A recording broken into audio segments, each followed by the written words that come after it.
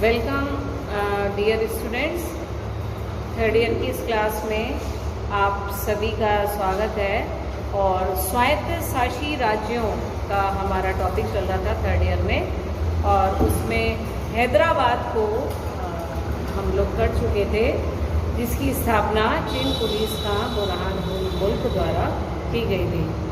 और उससे ये चीज़ भी आपको स्पष्ट हो गई होगी कि मुग़ल दरबार किस गंदी राजनीति का शिकार था। अच्छे लोगों की कद्र नहीं थी शायद, और यही नासमझी और ये कहें कि यही दुर्बलता को मुग़ल साम्राज्य के पतन और अंग्रेज़ों की सत्ता की स्थापना करने में महत्वपूर्ण रहा। अब इसके बाद जो प्रमुख राज्य आता है आपके हैदराबाद के बाद, वो दूसरा प्रमुख राज्य था आपका बंगाल का राज्य। बंगाल, बिहार और उड़ीसा तीनों महत्वपूर्ण सूबे थे। और बंगाल के बारे में प्रमुख रूप से कहें काफ़ी समृद्ध और बड़ा राज्य है।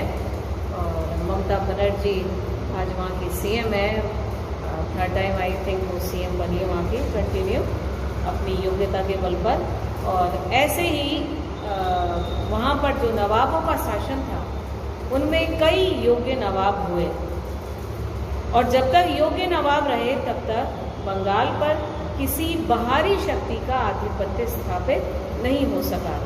लेकिन जैसे ही निर्बलता प्रदर्शित होने लगी, बाहरी शक्तियाँ या यूरोपीय शक्तियाँ, खासतौर पर अंग्रेज जो थे, वो वहाँ पर अपनी सत्ता को काबीज करने, अपनी सत्ता को इस्टेब्लिश करने में कामयाब हो गए। और इससे पहले थोड़ी हम बात करेंगे बंगाल के समृद्ध राज्य में। तो आपको एक चीज़ और बता दूं, मुग़ल काल में भी यदि हम संपूर्ण मुग़ल काल में देखें, उससे पहले सल्तनत काल में देखें, तो आपको ऐसे अनेक उदाहरण मिल जाएंगे जब कई मजबूत सुल्तानों के समय में भी, चाहे वो इल्तुतमिश हो, इल्तुतमिश को भी आक्रमण करना पड़ा था, उसने अपने पुत्र को भी भेजा था। और फिर मतलब दो तीन आक्रमण इल्तुतमिश को करने पड़े थे, क्योंकि बंगाल में जो भी नवाब या सुल्तान बनता था, वो अपनी स्वतंत्रता को कायम रखना चाहता था। केंद्र सरकार के प्रभाव में वो नहीं रहते थे, नाम मात्र की अधीनता स्वीकार की जाती थी। तो अब परिस्थितियां ये हो चुकी थी कि बंगाल में जो राज्य था, बंगाल का जो राज्य था, उसके साथ साथ दो महत्वपूर्ण सूबे और जुड़े थे, उड़ीसा का और बिहार का। तो बंगाल की हम बात करें, शुरुआत करते हैं मुर्शीद कुली खां से 1707 ईस्वी में, क्योंकि हमें ये जो टाइम पीरियड लेना है, स्वायत्त शासी राज्य जो थे वो औरंगजेब की मृत्यु के बाद ही स्थापित हुए थे। तो 1707 ईस्वी में जब औरंगजेब की मृत्यु हो गई, उस समय बंगाल का नायब नाजिम और उड़ीसा का नाजिम मुर्शीद कुली खां को नियुक्त किया गया था, जो बहुत ही योग्य, ईमानदार और कर्मठ सूबेदार था। और फर्रुखशियर के द्वारा 1713 ईस्वी में उसे ये नियुक्तियां प्रदान की गई थी। इतना ही नहीं, उसकी ईमानदारी और वफादारी पर किसी प्रकार का शक या संदेह भी नहीं किया जा रहा था। और दूसरी बात, फर्रुखशियर स्वयं दरबार के षड्यंत्रों में फंसा हुआ था, तो दूरस्थ इस प्रांत के बारे में उसका विशेष ध्यान भी नहीं था। पूरा ध्यान दिल्ली या राजधानी पर केंद्रित था। 1727 में इस वफादार और योग्य नायब नाजिम और बंगाल का नवाब भी हम कह सकते हैं, मुर्शीद कुली खां की मृत्यु हो गई। और मुर्शीद कुली खां की मृत्यु के बाद उसका दामाद था, जो अपने ससुर के समान ही काफ़ी योग्य था, शुजाउद्दीन मोहम्मद खां। शुजाउद्दीन मोहम्मद खां ये मुर्शीद कुली खां का दामाद था और वही उसका उत्तराधिकारी बना।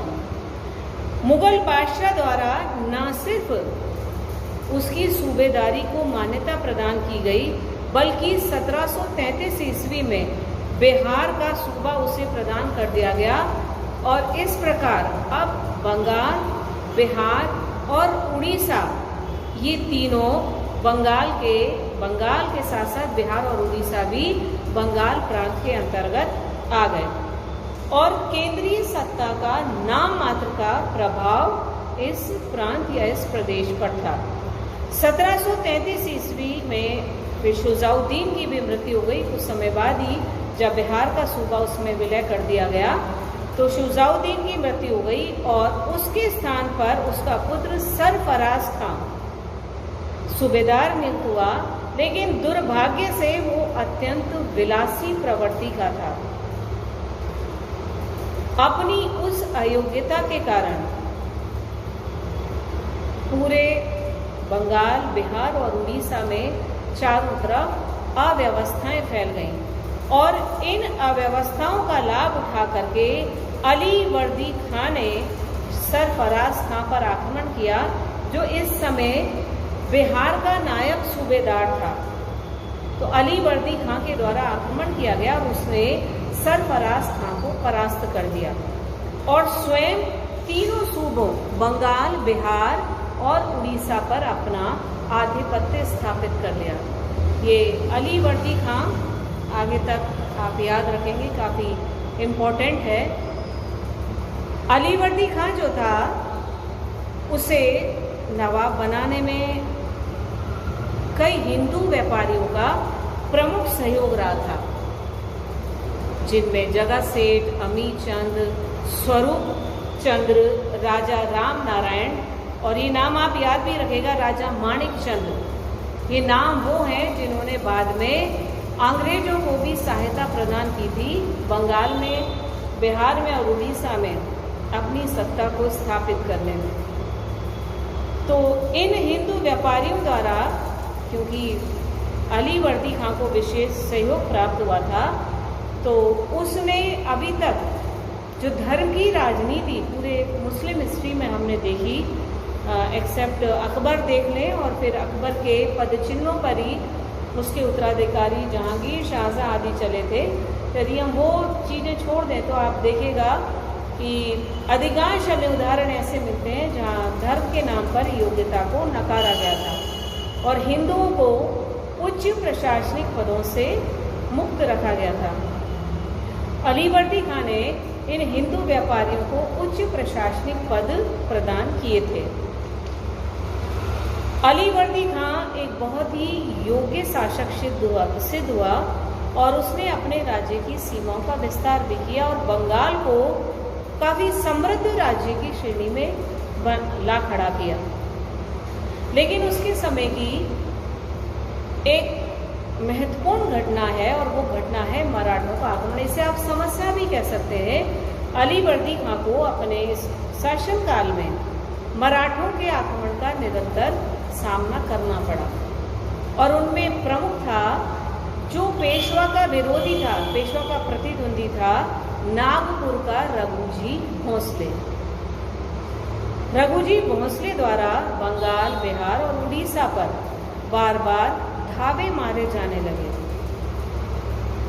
यद्यपि अली वर्दी खां योग्य था और उसने निरंतर मराठों के आक्रमण का सामना भी किया और उसने अपनी बुद्धिमत्ता से ही जो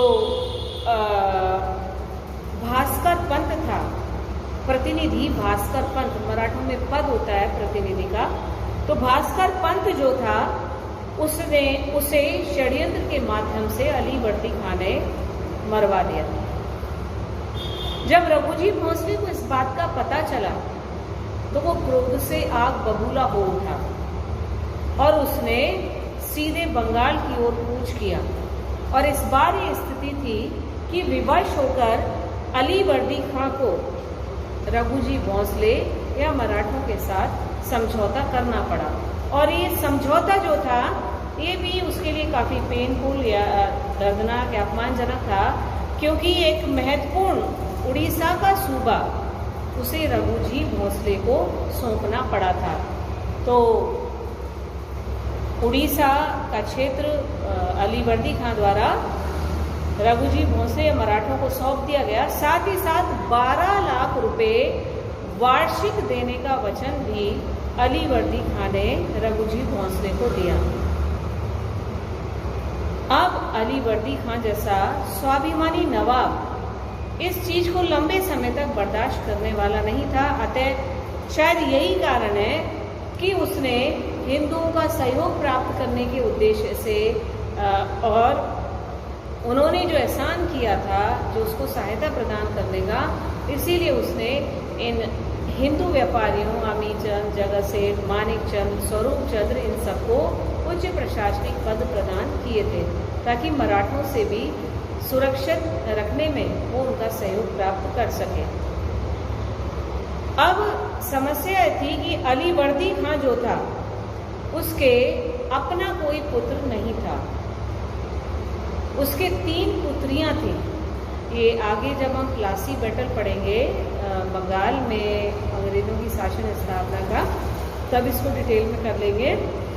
तो तीनों पुत्रियों के में जो तीनों पुत्रियां थी उनके पुत्र थे और उसी में ही अपनी सबसे छोटी पुत्री के पुत्र नवाब सिराजुद्दौला को बंगाल का नवाब बनाया था। यानी अपने जीवन काल में ही अलीवर्दी खां ने सिराजुद्दौला को, जो उसकी सबसे छोटी पुत्री का पुत्र था, अपना उत्तराधिकारी नियुक्त कर दिया था। तो इस तरह से बंगाल एक स्वायत्त शासी राज्य के रूप में, बंगाल, बिहार और उड़ीसा, क्योंकि बंगाल के अंतर्गत ही थे उड़ीसा और बिहार भी, तो ये स्वायत्त शासी राज्य रहा है। और सदैव से ही यदि हम देखें जो केंद्रीय सत्ता थी, उस केंद्रीय सत्ता के प्रभाव से मुक्त रहा है, या केंद्रीय सत्ता का नाम मात्र का शासन या प्रभाव बंगाल, बिहार, उड़ीसा पर रहा था। अब इसके बाद जो तीसरा महत्वपूर्ण राज्य है वो है अवध का। जो तीसरा स्वायत्त शासी राज्य स्थापित हुआ था वो था अवध। अवध भी बंगाल के समीप या फिर एक समृद्ध राज्य रहा है, आर्थिक दृष्टि से काफी संपन्न था। मोहम्मद अमीन सादत खां बुरहान उल मुल्क, ये बड़ा नाम है और छोटे क्वेश्चन में भी आता है, कॉम्पिटिटिव एग्जाम में भी आता है। सादत अमीन खां, मोहम्मद अमीन सादत बुरहान मुल्क अवध के स्वतंत्र राज्य का संस्थापक था। अवध के स्वतंत्र राज्य का संस्थापक था और मुगल दरबार में यह ईरानी दल का प्रमुख नेता था। मैंने आपको बताया भी था, मुगल दरबार में विभिन्न दल बने थे, जिसमें ईरानी, दुरानी, भारतीय मुसलमान, मराठे, ये प्रमुख दल थे। और उसमें ईरानी दल का प्रमुख नेता ये सादत खां था। अब सैयद बंधु जो थे, उनका प्रभाव था, इस पर हम कई बार बात कर चुके हैं। जब सैयद बंधु का पतन हुआ, उसमें भी इन्होंने महत्वपूर्ण भूमिका निभाई थी। तो जब सैयद बंधु का पतन हुआ, उसके बाद ही मोहम्मद अमीन खां को सादत खां की उपाधि प्रदान की गई थी। यानी सादत खां उसका टाइटल या उसकी उपाधि थी। और साथ ही साथ उसको सादत खां की उपाधि देने के साथ साथ आगरा की सूबेदारी भी प्रदान कर दी गई। और 1722 ईस्वी में आगरा के साथ साथ अवध का क्षेत्र या सूबा भी उसको प्रदान कर दिया गया। और इस तरह से स्वायत्त शासी राज्य के गठन में ये आगरा की सूबेदारी और फिर अवध की सूबेदारी जो थी वो महत्वपूर्ण सिद्ध हुई। और अपने स्वयं के लिए उसने अवध के इस स्वतंत्र राज्य को स्थापित किया। अच्छा खासा प्रभाव था इसका मुगल दरबार में सादत खां का। लेकिन एक छोटी सी गलती ने उसकी प्रतिष्ठा पर दाग लगा दिया। और वो घटना क्या थी? मालवा पर निरंतर मराठों के आक्रमण हो रहे थे और मराठों के विरुद्ध 1737 ईस्वी में सादत खां को भेजा गया था। सादत खां ने मुगल बादशाह से ये झूठ बोल दिया है कि ये झूठ बोला गया उसके द्वारा कि उसने मराठों को परास्त करके चंबल के पार खदेड़ दिया है। अभी मराठों के लिए भी बड़े अपमान की बात थी, ये सुनना उनके बर्दाश्त के बाहर था। तो पेशवा बाजीराव जो थे, जब उन्हें इसकी सूचना मिली कि सादत खां ने इस तरह की गलत सूचना मुगल बादशाह को दे दी है, और उसके बाद सादत खां जो है वो सादत खां द्वारा जो इस तरह का झूठ बोला गया, उससे उसकी प्रतिष्ठा को काफ़ी आघात पहुंचा, और मुगल बादशाह द्वारा उससे न केवल जो आगरा की सूबेदारी थी वो छीनी गई, बल्कि उसको महत्वपूर्ण पद जो प्रदान किए गए थे उससे भी विमुख कर दिया गया। इस अपमान को सादत खां नहीं झेल पाया, और सादत खां फिर पुनः अवध लौट आया, और अंत तक वो यहीं रहा। और ऐसा माना जाता है, ये ध्यान रखिएगा, 1739 ईस्वी में नादिर शाह का आक्रमण हुआ था भारत पर, जो बहुत इम्पोर्टेंट भी माना जाता है। नादिर शाह के आक्रमण में भी इस सादत खां की भूमिका थी। तो बहरहाल फिर सादत खां अपने अवध चला गया, और सादत खां की मृत्यु के बाद 1739 में उसकी मृत्यु हुई। उसके बाद उसका दामाद सफदरजंग अवध का नया सूबेदार बना, और 1748 में मुगल बादशाह द्वारा उसे यानी सफदरजंग को वजीर का महत्वपूर्ण पद प्रदान किया गया था। थोड़े दिनों तक इलाहाबाद का जो प्रसिद्ध सूबा है वो भी सफदरजंग को प्रदान कर दिया गया था। इससे अवध राज्य की जो सीमाएं हैं वो रुहेलों और पठानों को दबाने का प्रयास करना था, क्योंकि राज्य की सीमाएं इनके रुहेलों और पठानों के राज्य की सीमा से मिल रही थी। तो सीमा पर किसी प्रकार के आक्रमण या अतिक्रमण ना हो, इसलिए ये सूबा उसे प्रदान किया गया था। फिर इसके बाद रुहेले पठान फर्रुखाबाद और रुहेलखंड में भी बसे हुए थे, और अधिकांश थे वो अवध के क्षेत्र में लूटमार किया करते थे। 22 अप्रैल 1752 को अहमद शाह अब्दाली के विरुद्ध मराठों से समझौता किया गया, परंतु सम्राट ने इस समझौते को रद्द कर दिया, और पंजाब का क्षेत्र जो था वो मोहम्मद शाह अब्दाली को सौंप दिया, अहमद शाह अब्दाली को सौंप दिया गया, जिसमें और मराठों के बीच 1761 में पानीपत का तृतीय युद्ध लड़ा गया था। ठीक है।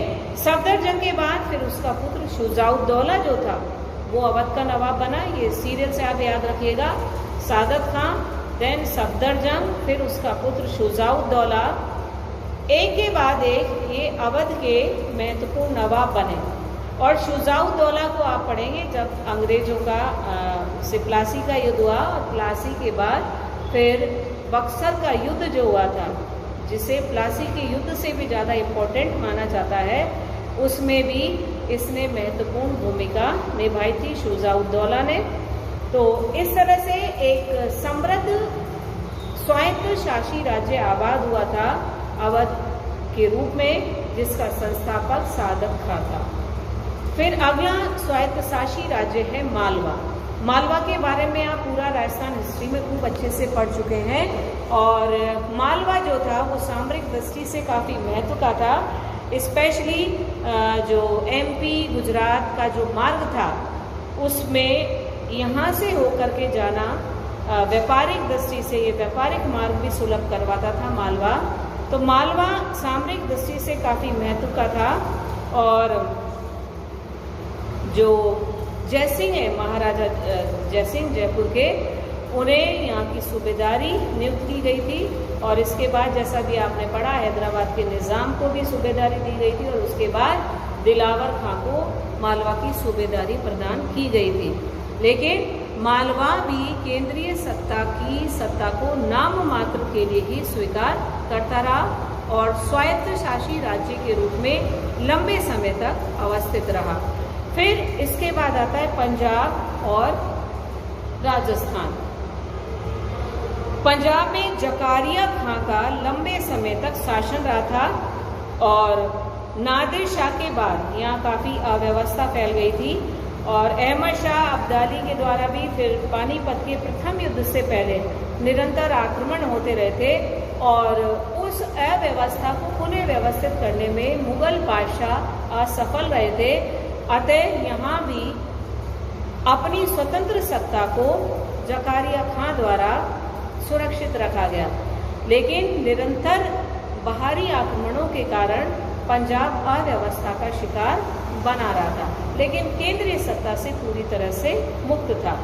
फिर राजस्थान में भी मुगल शासक जब तक मजबूत रहे तब तक यहाँ के शासकों ने मुगल दरबार में नियमित रूप से अपनी उपस्थिति, मुगल शासकों को नियमित रूप से सैनिक सहायता प्रदान करना और उनकी अधीनता को उन्होंने स्वीकार किया था।